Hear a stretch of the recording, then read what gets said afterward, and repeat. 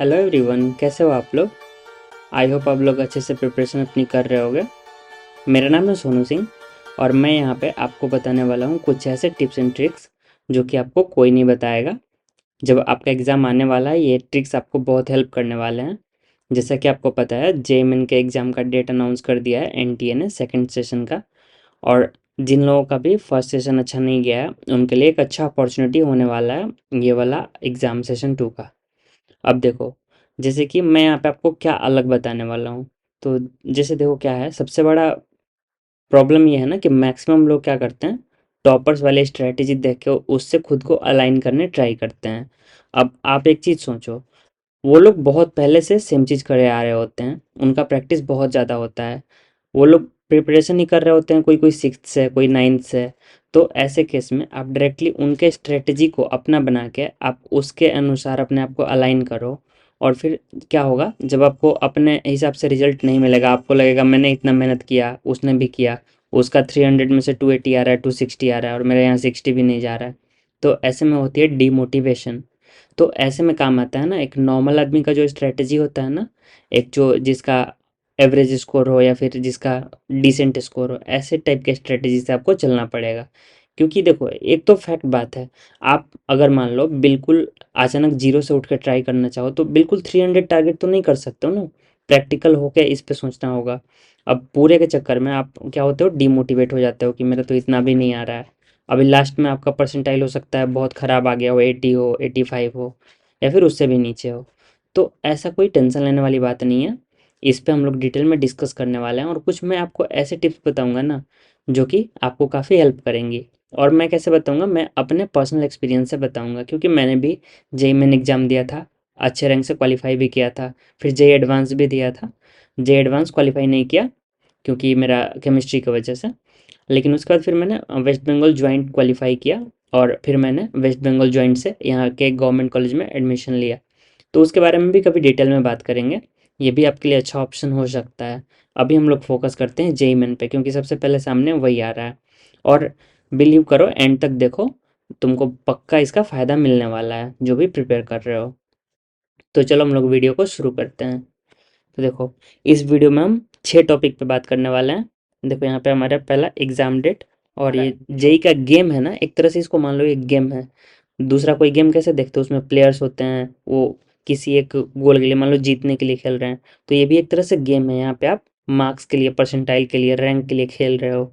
फिर उसके बाद जो इस खेल में आपको आगे ले जाएगा ना, जैसे नॉर्मल खेल में क्रिकेट में क्या होता है, रन्स आपको आगे ले जाते हैं, विकेट्स आगे ले जाते हैं मैच में, वैसे यहाँ पे है मास्टरिंग टाइम मैनेजमेंट। टाइम को जितना बेटर आप मैनेज कर सकते हो before exam and during exam, ये बहुत ही मैटर करने वाला है। नेक्स्ट देखो, इसके बाद हम लोग कुछ की कॉन्सेप्ट पे बात करेंगे जो कि आपके लिए काफ़ी काम आएगा एग्जाम के टाइम में। उसके बाद कुछ एक रिवीजन टेक्निक पे हम लोग बात करेंगे कि रिवीजन को कैसे इफेक्टिव तरीके से हम लोग कर सकते हैं। फिर हम लोग बात करेंगे एग्जाम के दिन क्या हम लोग को ख्याल रखना है जिससे हमें वहाँ पे बेनिफिट हो कुछ। तो चलिए वीडियो को अपने शुरू करते हैं। तो अगर आप चैनल पर नए हो तो चैनल को सब्सक्राइब करो और बेल आइकन को प्रेस कर लो, जिससे आपको आगे ऐसे ही अच्छी कंटेंट मिलती रहे और साथ ही आपको जो भी अच्छा गाइडेंस आगे हो पाएगा मैं ओबियसली प्रोवाइड करता रहूँगा। तो आइए अपने पहले टॉपिक पे हम लोग बात कर लेते हैं, एग्ज़ाम का डेट। जैसा कि आपको पता होगा, कल एग्ज़ाम का डेट रिलीज़ किया एनटीए ने। और एग्ज़ाम की डेट्स हमारी क्या है, 2 अप्रैल, 3 अप्रैल, 4 अप्रैल, 7 अप्रैल और 8 अप्रैल। ये हमारे एग्ज़ाम का डेट है और साथ ही टाइम भी दी हुई है शिफ्ट की। अब ऐसे में दो तरह की प्रॉब्लम्स आती हैं, कौन कौन सी चलिए बताते हैं। तो जब मैं कोटा में रहता था ना, उस टाइम पे क्या होता था, जैसे दो शिफ्ट वहाँ पे क्लास की भी होती थी। जैसे एक मॉर्निंग शिफ्ट वाले, एक इवनिंग शिफ्ट वाले। तो देखो दिक्कत ये होती थी, जब मॉर्निंग शिफ्ट होती थी तो जनरली क्या होता था, हम लोग सुबह उठ जाते थे। फिर धीरे धीरे थोड़ा सा आदत ख़राब हुआ तो क्या होता था कि धीरे धीरे पहली क्लास छूटने लगी। तो ऐसे करके आदत वो वाली जाने लगी। फिर बाद में हम लोग इवनिंग बैच में गए, तो इवनिंग बैच में ज्वाइन कर गए। वहाँ पे क्लासेस तो पूरी हो जाती थी, लेकिन क्या होता था ना, जब भी एग्ज़ाम देने जाते थे, टेस्ट वगैरह होती थी, वहाँ पे पता चला टेस्ट देने बैठे थोड़ा देर बाद टेस्ट का टाइम होता था, उस टाइम पे 9 to 12 हम लोग ऑफलाइन टेस्ट देते थे जनरली। तो जैसे ही बैठते थे ना, थोड़ा सा दिमाग ऐसा हो जाता था, थोड़ा हैवी हैवी, जैसे खा के जाओगे दिन में तो थोड़ा सा जो होता है ना हैवीनेस वाला फीलिंग। तो ये जो टाइम होता है ना 9 to 12, इसमें बीच में थोड़ा सा दिमाग एक टाइम पे, अगर आपको सुबह उठने का आदत नहीं है तो दिक्कत करता है। तो ऐसा करो, एग्जाम से पहले अगर मान लो दे दिया सुबह वाला शिफ्ट 9 to 12, तो थोड़ा सा खुद को अलाइन कर लो, और एटलीस्ट एक वीक पहले से आप लोग ट्राई करो कि इस टाइम में बैठ के कम से कम 3 घंटा डेली देखो कि नींद वींद तो नहीं आ रही है। नींद वींद आ रही है तो पानी वानी मारो, कुछ ट्राई करो, लेकिन नींद नहीं आने दो। नेक्स्ट जो शाम वाला शिफ्ट है, शाम के शिफ्ट में जनरली वैसे भी माना जाता है प्रोडक्टिविटी धीरे धीरे डिक्लाइनिंग फेज में होती है। जैसे सुबह के टाइम हमारी प्रोडक्टिविटी मैक्सिमम होती है क्योंकि हम लोग फ्रेशली उठे होते हैं, तो इवनिंग का टाइम वैसा होता है, लेकिन फिर भी कोई दिक्कत नहीं है। आपको अगर पढ़ने का आदत है ना उस टाइम में भी, वैसे भी इवनिंग में कोई सोता नहीं है जनरली, तो उस टाइम भी काफ़ी आप इफेक्टिवली तरीके से एग्ज़ाम दे सकते हो। तो दोनों टाइमिंग सही है, स्पेशली जो लोग सुबह नहीं उठते हैं ना उनके लिए सुबह वाला टाइम थोड़ा चैलेंजिंग होगा, तो उसके लिए आप लोग प्रिपेयर रहना।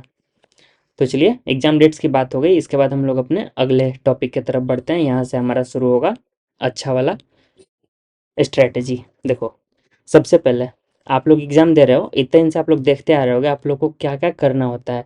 तो आपने कभी एनालाइज किया है जेईमेन का एग्जाम पैटर्न सिलेबस खुद से? जैसे कि आप लोग देखते हो बहुत सारे वीडियोस देखते होगे यूट्यूब वगैरह पे एग्जाम से पहले कि ट्रेंड क्या है, किस चैप्टर से ज़्यादा क्वेश्चंस आ रहे हैं, मैं बस वही चैप्टर कर लूँ। क्योंकि देखो, स्टार्टिंग में पूरा मोटिवेशन होता है, पूरा करेंगे, लेकिन धीरे धीरे क्या होता है, 2-4 क्लासेस छूटी, फिर 10 छूटी, फिर 20 छूटी, ऐसे करके बैकलॉग इतना ज़्यादा बढ़ता जाएगा, लास्ट में आप संभाल नहीं पाओगे। फिर आप भागोगे वन शॉट वीडियोज़ की तरफ। वन शॉट में बहुत सारी चीज़ें समझ में आएँगी नहीं, क्योंकि क्वेश्चन किए नहीं रहोगे, और बिना क्वेश्चन किए कोई उपाय ही नहीं है फिज़िक्स को स्पेशली बनाने का। केमिस्ट्री जब तक बार-बार याद नहीं करोगे, उसका भी क्वेश्चन नहीं बनेगा। मैथ्स बिना प्रैक्टिस के कुछ नहीं होगा। तो तीनों सब्जेक्ट्स ऐसी हैं ना रुलाने वाली, तो ये दिक्कत आती है। तो देखो, ऐसे में सिलेबस को खुद से जानना बहुत ज़रूरी है। थोड़ा सा इससे क्या होगा ना, सिलेबस और एग्जाम पैटर्न को जानोगे तो बेसिकली होगा ना कि आप एग्जाम के टाइम में पैनिक कम करोगे। तो ये चीज़ ज़रूरी है। वैसे ये पहला पॉइंट मुझे लगता है आप लोग में से मैक्सिमम लोग समझ चुके होंगे, क्योंकि एक बार एग्जाम दे के आ चुके होंगे। नेक्स्ट देखो, अपना स्ट्रेंथ और वीकनेस जानना बहुत ज़रूरी है, क्योंकि देखो क्या होता था एग्जाम में जैसे आपको पता है कि मेरा केमिस्ट्री बहुत वीक है, आप शुरू करने गए केमिस्ट्री से, पता चला कि आपसे ऐसा हुआ कि शुरू के 4 क्वेश्चन नहीं बने, 5 नहीं बने, 6 नहीं बने, आप इतना डिमोटिवेट हो गए कि उसके बाद वाला बनने वाला था वो भी नहीं बना। फिर ऐसा करके धीरे धीरे आप आगे बढ़ते गए, पता चला 30 में से आपने 1-2 बनाया, या फिर शायद नहीं बनाया, वो भी आपको डाउट है। अगर 3-4 भी बना दिया, डाउट ये है कि भाई मैंने गलत तो नहीं कर दिया। तो ऐसा करके आप इस बोझ के साथ वापस घुसे फिजिक्स या मैथ्स में। फिर वहाँ पे ये जो बोझ आपके दिल पे है वो बहुत भारी हो जाएगा, और आपके वहाँ पे जो, मान लो आपका फिजिक्स या मैथ्स अच्छा भी है ना, उसका भी बैंड बजाएगा। तो इस चीज़ को जानना बहुत ज़रूरी है कि आपका स्ट्रेंथ क्या है। अगर फिजिक्स स्ट्रांग है तो फिजिक्स में पार्टिकुलर कौन सा टॉपिक स्ट्रांग ज़्यादा है, कौन सा जैसे मैकेनिक्स हो गया वो बहुत स्ट्रांग है। तो ऐसे क्वेश्चंस अगर सामने दिख रहे हैं, पहले वो जल्दी जल्दी करेंगे, क्योंकि देखो यहाँ पे ऐसा नहीं है आपके पास 3 घंटे टाइम है, आपके पास क्वेश्चंस लिमिटेड हैं। आप अगर सारे नहीं भी करो तब भी आप अच्छे मार्क्स ला सकते हो, सारे करोगे तो ऑब्वियसली अगर पढ़े नहीं हो अच्छे से तो अच्छे नहीं, बहुत बुरे मार्क्स आएंगे। तो ये ध्यान रखना है, अपना स्ट्रेंथ जानो और अपने स्ट्रेंथ पे खेलो, तो फिर आप ऑब्वियसली अच्छा करोगे। जैसे मुझे पता था मेरी केमिस्ट्री थोड़ी वीक है, तो केमिस्ट्री से मेरे को ज़्यादा उम्मीद नहीं था, मैंने कम अटेम्प्ट किए, लेकिन हाँ सही किए। फिजिक्स से मेरे को उम्मीद था, फिजिक्स मैंने ज़्यादा अटेम्प्ट किया, वो भी सही किया। तो ओवरऑल होता है ना, बैलेंस्ड मार्क्स आते हैं, तो इससे आपको कुछ अच्छा मिल जाएगा। तो ये सारी चीज़ें हैं। नेक्स्ट देखो, एग्जाम से पहले होता है ना कि आप ऐसा मोटिवेशन अचानक से आ जाएगा वो रेड बुल वाला, कि अचानक से आपको लगेगा कि मैं तो सुपरमैन हूँ, लगातार 16 घंटा 18 घंटा 20 घंटा पढ़ लेंगे। फिर पढ़ के ऐसे करके सोचेंगे कि एग्जाम में 20 दिन है, 20 दिन में डेली हम क्या करेंगे, 3-3 चैप्टर करके निपटाएंगे। भाई पॉसिबल नहीं है ना, क्योंकि आप बस एक बार उसको रीडिंग डालोगे तो पढ़ना नहीं हुआ ना, यहाँ क्वेश्चंस भी करने होते हैं। क्वेश्चन करोगे नहीं एग्जाम में बनेगा नहीं। आपको लगेगा मैं तो पढ़ के आया था यहाँ पे मोशन, और यहाँ प्रोजेक्टाइल का क्वेश्चन पता नहीं कैसे हो रहा है। तो फिर ये सब दिक्कत आएंगी वहाँ पे। तो इस चीज़ के लिए आप लोग टारगेट थोड़ा कम करो, कोई दिक्कत नहीं है, थोड़ी बहुत चीज़ें छूट जाएंगी। अब भाई वो तो होना ही था ना, इतने दिन से नहीं करा, अभी शुरू करने से थोड़ी बहुत तो चीज़ें छूटेंगी, लेकिन छोड़ने में ज़्यादा समझदारी है, ये चीज़ का ध्यान रखना। और फिर अपना गोल्स को सेट करो कि मुझे इतना कंप्लीट करना है, वो प्रैक्टिकल होना चाहिए, थोड़ा कम हो कोई दिक्कत नहीं, लेकिन प्रैक्टिकल हो कि हो जाएगा। थोड़ा सा टाइम इधर उधर से मैनेज करो, जो दूसरे काम करते हो बिना काम वाले वो थोड़ा कम कर दो। तो ये सारी चीज़ें हैं इसके लिए। देखो, जब बोलते हैं ना कि आपको जाना है अगर 70 परसेंटाइल से उठ के 95 98 पे, तो इतना ईजी नहीं होने वाला है जितना बोलने में हो गया 10 सेकेंड्स में। वहाँ पे बहुत मेहनत लगने वाला है, लेकिन उस मेहनत को हम लोग थोड़ा ईज़ी कर सकते हैं इन सारी चीज़ों से। अब इसके लिए ज़रूरी क्या है वो हम लोग समझते हैं, ये मार्क्स वर्सेस रैंक वाला। ये जनरली बेस्ड है प्रीवियस ईयर के ट्रेंड्स पे, और ये डिफरेंट सोर्सेज से ली हुई हैं, तो आप लोग चेक कर सकते हो किसी भी कोचिंग के वेबसाइट पे आपको ये सारी चीज़ें मिल जाएंगी, तो आप लोग वहाँ से भी ये सब वेरीफाई कर सकते हो। देखो 300 मार्क्स, ये तो जानते ही हो आप, ये तो फुल मार्क्स ही हो गया ना, तो फुल मार्क्स जिसका आ गया उसको तो फर्स्ट रैंक दे देगा ना, तो वही 100% फर्स्ट रैंक मान लो ये आ गया। उसके बाद वालों का क्या होता है, जैसे आपका मार्क्स 60 कम हुआ, 240 मार्क्स पे आप आए, परसेंटाइल कितना बहुत कम चेंज हुआ, 19.96, मतलब अभी भी ऊपर में 0.04% लोग ही आपसे ऊपर हैं अगर आप 240 ला रहे हो तो, यानी रैंक आ रही है 105।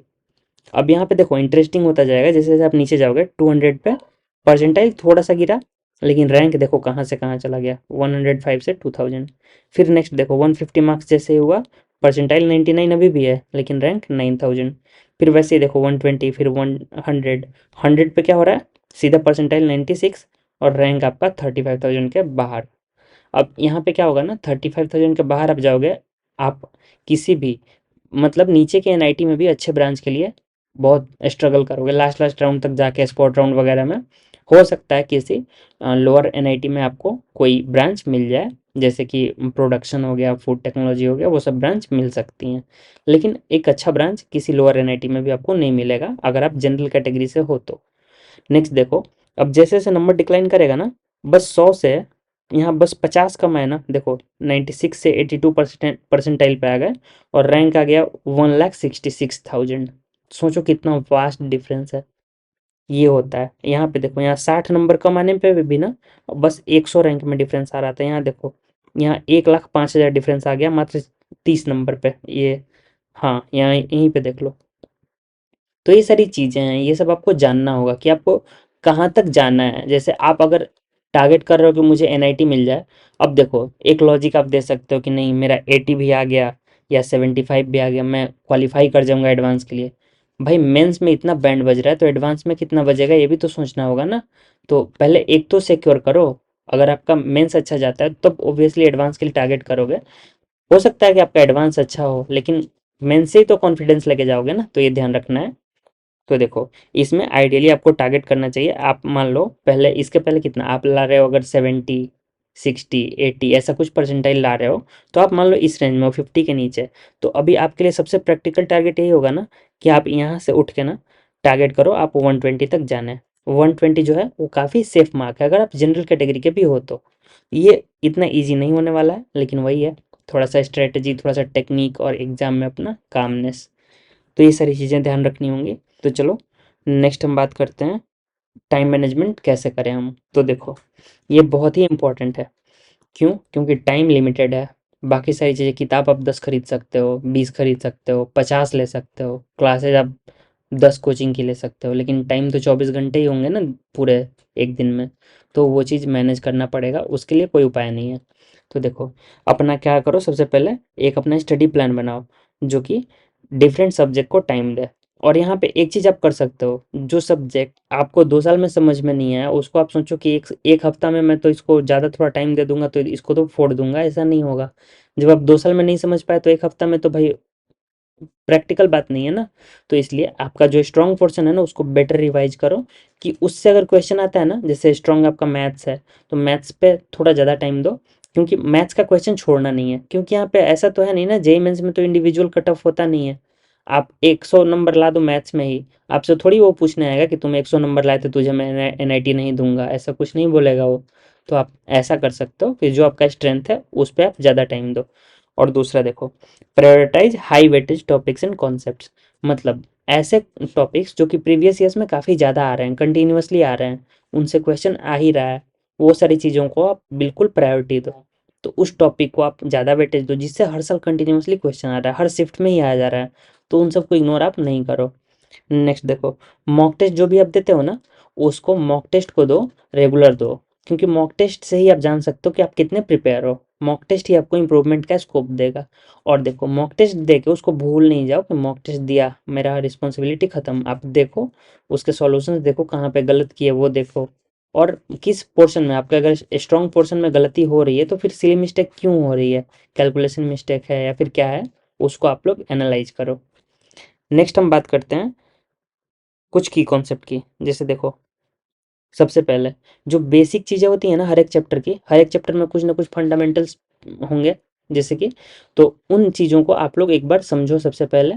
क्योंकि देखो क्या होता है, जनरली हम लोग पढ़ते हैं ना, हम लोग ज़्यादा न्यूमेरिकल के चक्कर में थ्योरी को भूल जाते हैं। और जो थ्योरी है ना उसी पे तो बेस्ड है न्यूमेरिकल, थ्योरी से ही डिराइव होता है, थ्योरी से निकल के आता है एक, मान लो इक्वेशन, उस इक्वेशन से बना कोई फॉर्मूला। तो थ्योरी भी बहुत ज़्यादा इंपॉर्टेंट है, वो आपके अंडरस्टैंडिंग में हेल्प करती है। दिमाग में फॉर्मूला याद करने में जितना मेहनत लगता है ना, उससे कम लगेगा आपको थ्योरी को समझने में। और थ्योरी समझ रहे हो ना, फिर आप फॉर्मूला खुद से भी लिख सकते हो, कोई वो बड़ी बात नहीं है।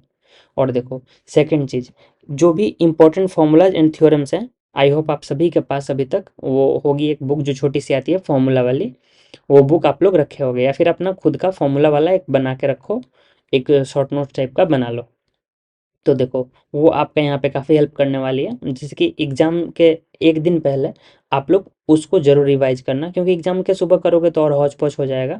अब प्लस क्या होगा ना, वहाँ पे जब प्रेशर वाला इन्वायरमेंट होगा ना, आप क्या करोगे, जहाँ पे लगाना होगा हाफ एम बी स्क्वायर, आप हाफ सी वी स्क्वायर लगा के चले आओगे। तो ये सारी दिक्कत आ सकती है, तो इसके लिए जानना ज़रूरी है कि कहाँ पे क्या यूज करना है।